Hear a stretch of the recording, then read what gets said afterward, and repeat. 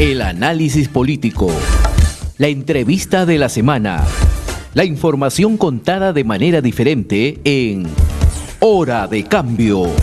Desde estos momentos nos conectamos con el Perú en Hora de Cambio. Si quieres estar bien informado, quédate en Hora de Cambio. Imparcialidad, objetividad al momento de darte las noticias con Hora de Cambio. Bienvenidos.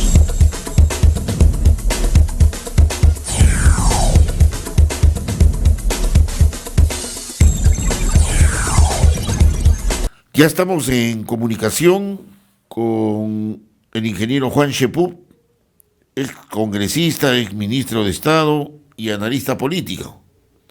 Vamos a conversar con él sobre esta última etapa ya, el escenario que se presenta hasta el día domingo 2 de octubre, pero de ahí tenemos el otro tema que también se viene un evento internacional, que es el evento de la reunión de la Organización de Estados Americanos, que se realiza del 5 al 7 de octubre, acá en nuestra capital.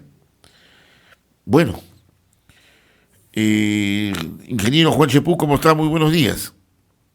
Buenos días, qué placer conversar nuevamente contigo, Alberto. ¿Qué tal? Bien, estamos ya en la recta final. Definitivamente que analistas políticos coinciden que este proceso electoral ha sido uno de los más deslucidos en los últimos años.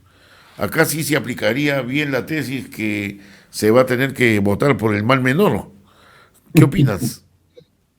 Nuevamente, yo creo que en verdad estamos pasando por graves problemas políticos. El día de ayer ha salido publicada una noticia en el prestigioso semanario británico, tal vez la revista más importante del mundo, The Economist, donde indican que el nivel de la política en Latinoamérica es muy bajo, pero en el Perú ya es degradante. Y más aún si se toma en cuenta los resultados o lo que promete como resultado este proceso electoral.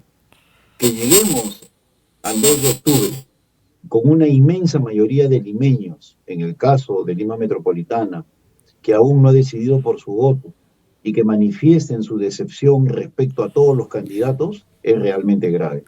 Y yo creo que en eso hay responsabilidad de varios elementos. La reforma política pésima dada por Vizcarra, la calidad de los propios candidatos que optaron por la diatriba, el insulto, la agresión, la andanada de agravios en las redes sociales en lugar de las propuestas y las ideas, y también la forma como se encara la política y cómo se elige a los representantes, ¿no?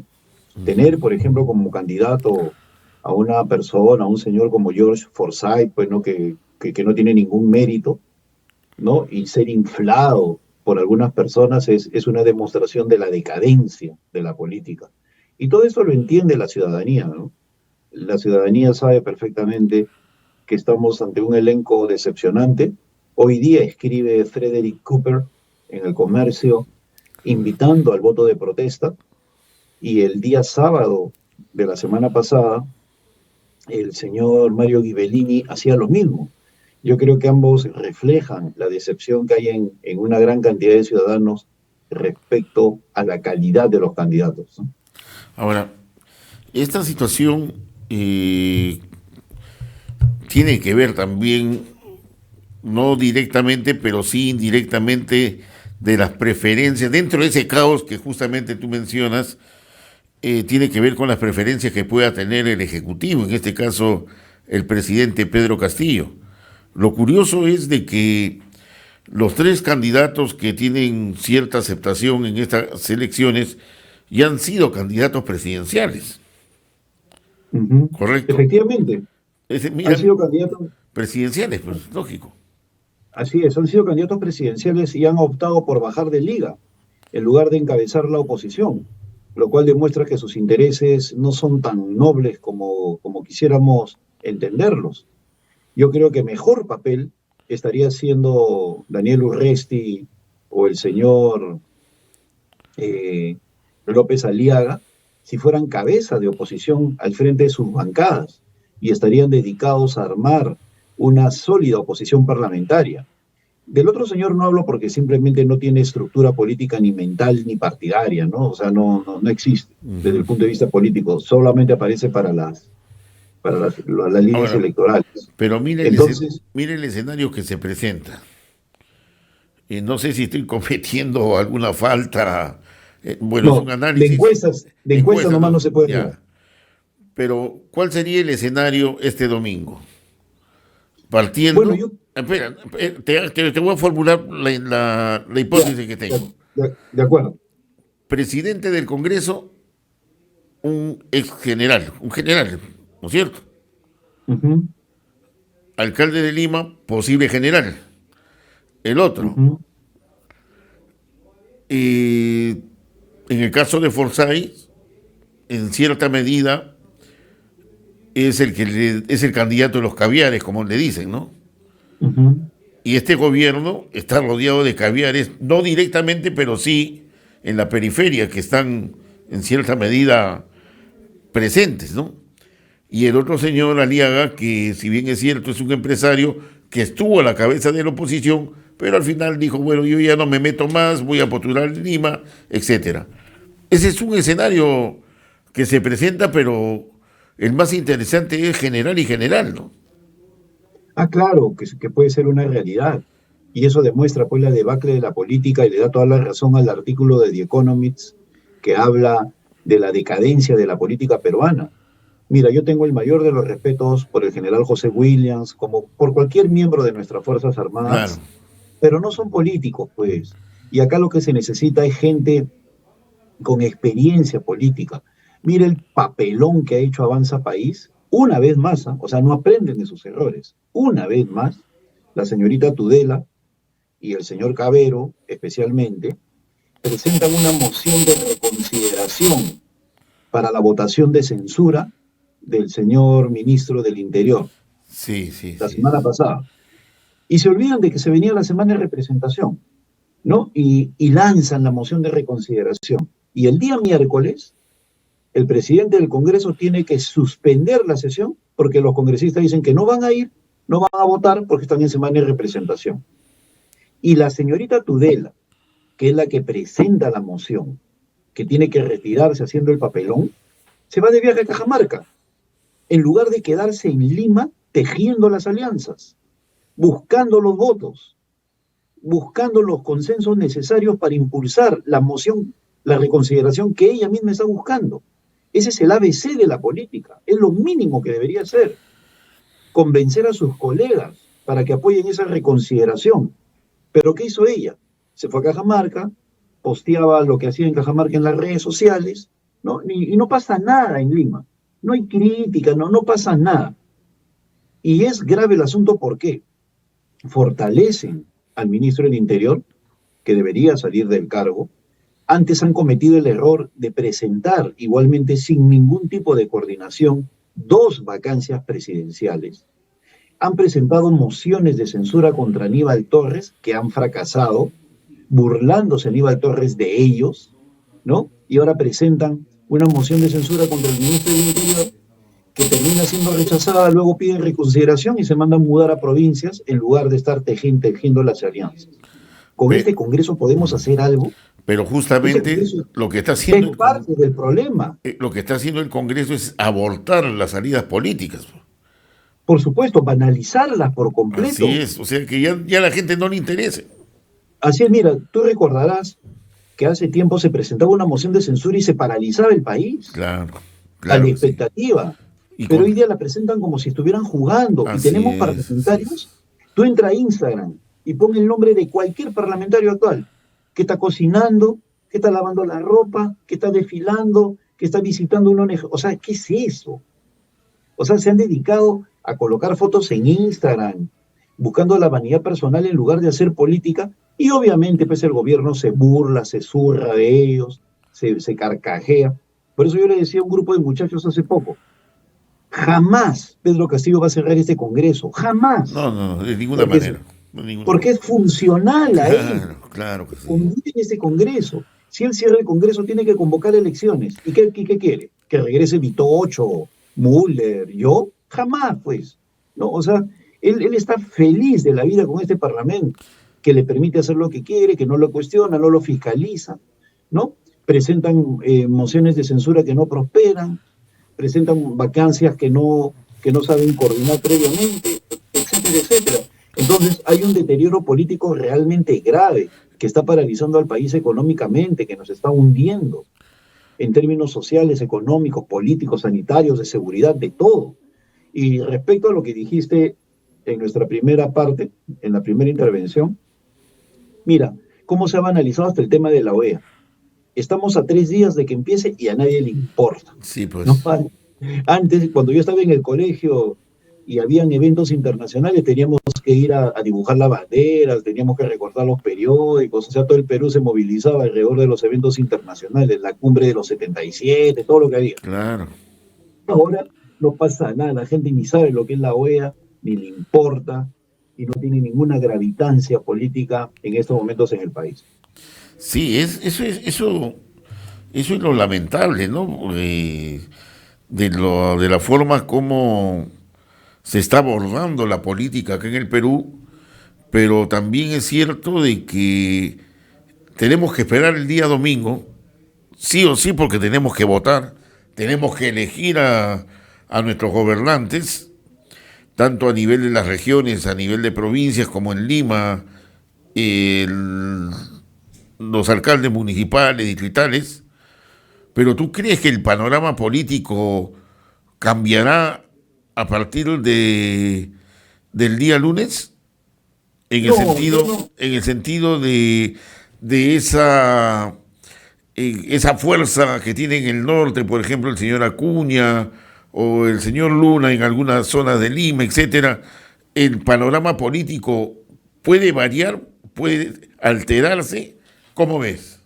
Mira, Alberto, yo hace unos días hablaba a un grupo de empresarios que había tenido una entrevista contigo respecto al tema laboral cuando nadie lo trataba. Nos anticipamos, y se lo dije también a José Hernández de RCR, que debería haber explotado esta entrevista, porque los empresarios se quejaban, nadie trató el tema laboral, los servicios, y tú recuerdo que me comentaste que había salido en gestión y casi toda la entrevista fue respecto a ese tema, lamentablemente no la explotaron como era debido. Uh-huh. Y ahora tú acabas de señalar una cosa bien importante. ¿Qué futuro tenemos respecto a la región? Yo creo que puedes jugar un papel importante, y la radio también, ya que es regional, a impulsar una verdadera regionalización. La ley no se está cumpliendo desde el 2004. La ley hablaba que inicialmente, sobre la base de los departamentos, se formaban los gobiernos regionales y la misión era empezar a unir 1 o 2 o 3 o más departamentos para conformar las regiones en el Perú. En el año 2005 hubo un referéndum que fue saboteado por el APRA, hay que señalarlo con todas sus letras, para buscar unir regiones, ¿no? Tumbes con Piura, claro, Lambayeque con Cajamarca, La Libertad con el sur de Cajamarca y con Amazonas, y así por el estilo. Y lo sabotearon. ¿Para qué? Para buscar la integración regional. Una de las regiones que a mí más me fascinaba era la macrorregión sur, conformada por Puno, Arequipa, Tacna, Moquegua, que si hubiera prosperado, hoy sería una potencia geopolítica que pararía los ímpetus bolivianos o del norte de Chile, porque tiene de todo. Pero no hemos ido a eso, pues. Lo que era transitorio, que se cree en las regiones sobre la base de los departamentos, se ha convertido en estructural. Y hoy tenemos 25 regiones pedigüeñas, 25 regiones con gobernadores que vienen a tocarle la puerta al presidente. Señor, mi presupuesto, por favor, en lugar de que sean generadoras de riqueza, en lugar de que sean emporios económicos y sociales con políticos que puedan defender los intereses de su región, de su hábitat, de sus flujos económicos, que puedan hacer pactos directamente con países, con otros países, para de esa manera poder estructurar mejor sus exportaciones. Nada de eso hay. Mira la vergüenza que dan los gobernadores que se van este 31 de diciembre. Vergonzosos, pedigüeños, que vienen para la foto con el presidente. El caso específico de Mesías Guevara, por ejemplo. Una pena. O la gran cantidad de personas que están presas. Entonces, no hay ese gran debate regional y a través tuyo invito a todos tus oyentes televidentes a que vean, a que estudien la ley de descentralización y de gobierno y de regiones. Cómo habla de que se tenía que ir a esa estructura para ser emporios generadores de riqueza. ¿Qué tiene que estar el Callao diminuto separado de Lima? Claro. ¿Qué tiene que hacer? O sea, no tiene nada que hacer. Pero sin embargo, existe. Y el otro gran tema es que no podemos seguir instalados en el siglo XXI con una metrópoli como Lima Metropolitana con 41 distritos. No puede ser. Eso es imposible. No existe metrópoli en el mundo tan subdividida. O sea que llegamos a la conclusión de que hay que refundar nuevamente la República, hay que refundar nuevamente toda la estructura del Estado, porque esto ya no da más.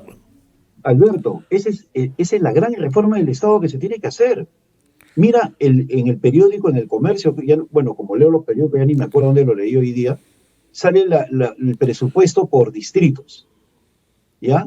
La cantidad de dinero que van a recibir para obras por distrito, creo que es en gestión o en el comercio. Ya. Y por ejemplo, San Isidro recibe como 65 millones de soles, si no me equivoco, mientras Villa El Salvador 1 millón.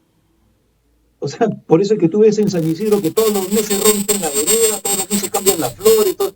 Claro. O sea, la estructura presupuestal no está en función directa de las necesidades. Más presupuesto tiene que tener Villa María del Triunfo, Villa El Salvador, qué sé yo, en lugar de que todo vaya a Miraflores y San Isidro. Porque está basado en una estructura de recolección predial. Y como no hay alcalde, porque el alcalde no tiene ninguna injerencia en los distritos, tienes 4 decenas de caudillitos, ¿no? Que uno quiere que el tránsito sea hacia el norte, el otro quiere que sea hacia el sur, uno cierra una calle, el otro no la cierra, y los alcaldes se han convertido en agentes inmobiliarios, en gente que en lugar de buscar el bienestar del distrito, lo que quieren es hacer edificios de 40, 50 pisos para ganar no sé qué. Y el alcalde de Lima no puede hacer nada. O sea, la gran reforma del Estado es acabar de una vez por todas con esos distritos. No podemos ingresar al siglo XXI con esa diferencia. No existe metrópoli en el mundo que esté tan subdividida como la limeña.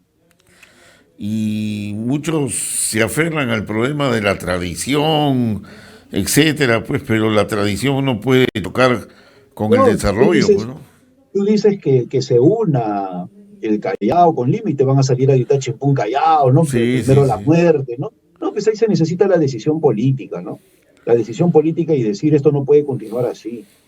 Mira, es increíble cómo las cosas que pasan, cómo de una vereda a otra cambian los dispositivos urbanos, o sea, las normas de tránsito. Encima tienes una autoridad de transporte urbano, la ATU, en manos de los caviares, que no hace absolutamente nada, una entidad inútil, que no puede hacer absolutamente nada y que es un depósito de funcionarios que simplemente ganan su sueldo sin hacer nada.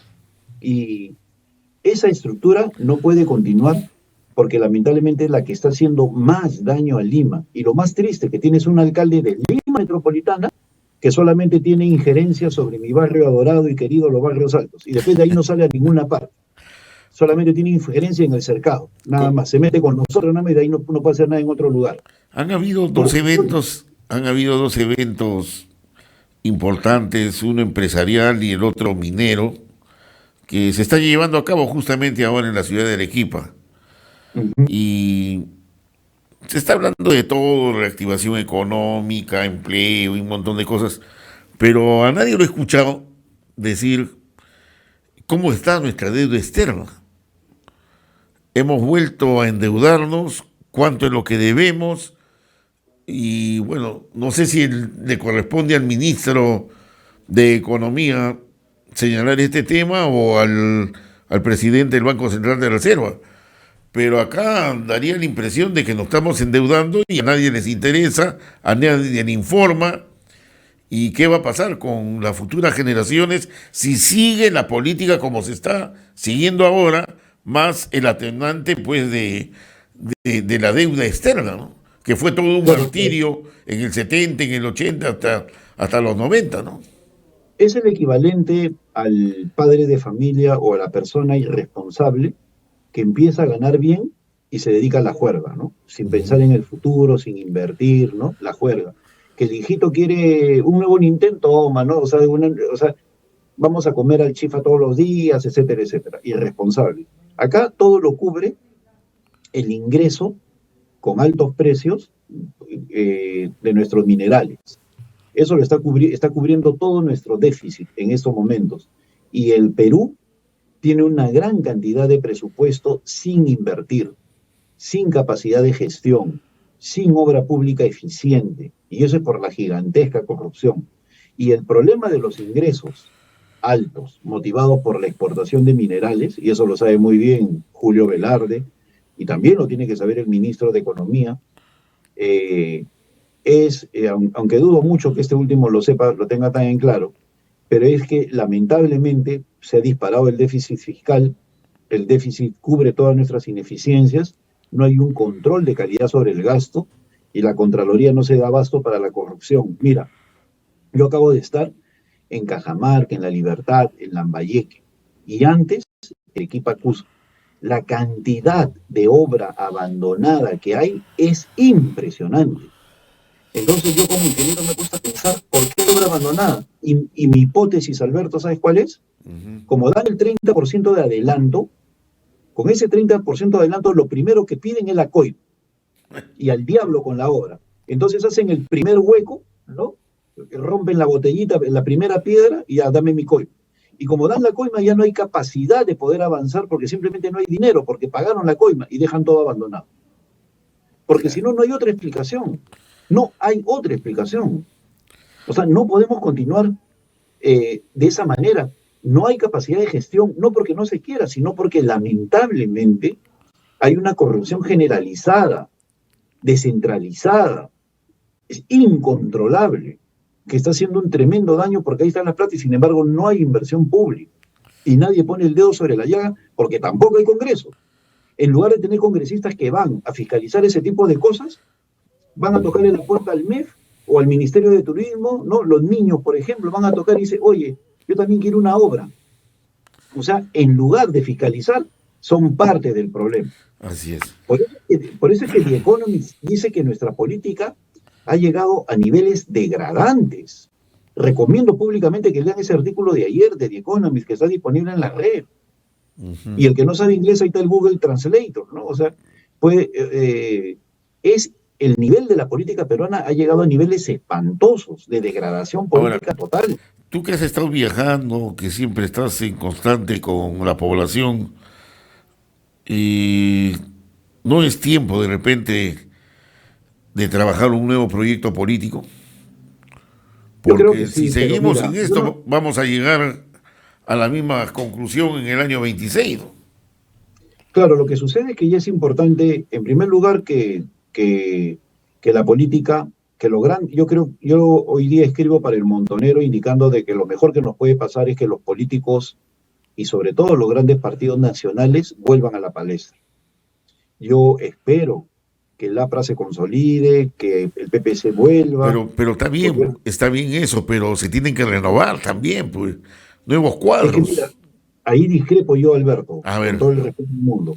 Yo creo más bien que los políticos de fuste, los políticos con experiencia, se han dejado acorralar por aquellos que dicen, ustedes ya no, ustedes son los dinosaurios, etcétera. Es al revés. Las grandes reformas políticas y los grandes movimientos sociales los han encabezado los políticos con experiencia. Mira tú, pues, estas elecciones. ¿Qué trayectoria tiene el señor Urresti, el señor López Aliaga y todo lo demás?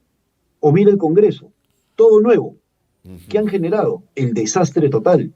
Se necesita de la experiencia junto con la renovación para poder generar un círculo virtuoso. De lo contrario, ¿qué tenemos? A un Congreso que viene un señor enloquecido por las drogas, ¿no? Todo durazo, ¿no? Y dice, si no me dan la ley, cierro el Congreso y pongo 500.000 de personas y se asustan, ¿no? No, ya no hay que sacar la ley, se va a molestar el señor Humala, ¿no? O sea, y el hombre que tiene el cerebro carcomido por el consumo de drogas los amenaza y se asustan. O sea, es terrible. Y todavía dice, voy a poner 500.000 de reservistas. Cuando cualquier congresista informado sabe perfectamente que en tiempo de guerra, el Perú no puede poner más de 188.000 soldados. Pero sin embargo, el otro señor los amenaza con 500.000 y se asustan cuando esa es una cantidad imposible. No ponen ni 1.000, ni 500, ni 200. Así es. Muy bien. No, pero eso demuestra pues el nivel precario de gente sin experiencia política, ¿no? Muy bien. Queda pendiente esa parte para un futuro debate cuando veamos el panorama a partir del lunes, pues cómo queda el panorama político a nivel nacional, porque van a haber muchas bajas, yo me imagino personalmente, ¿eh? Bueno, será un placer hablar contigo, Conversar. Alberto, para ver cuáles son los resultados. Yo creo Claro. que solamente te doy un anticipo, Alberto, si me lo permites. Sí. El Perú va a quedar partido en dos.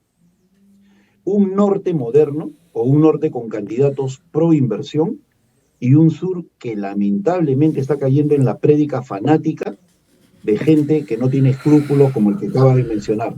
Si existe eso, es necesario el debate de las ideas. Claro que sí. Muchas gracias, ingeniero Juan Chepú. Estamos en contacto nuevamente. Ha sido un placer. Gracias. Bien. Hemos presentado Hora de Cambio. Nos volveremos a encontrar el próximo sábado, a esta misma hora y por la misma frecuencia. Nuestro equipo de producción ya está trabajando recopilando información para un nuevo encuentro en Hora de Cambio.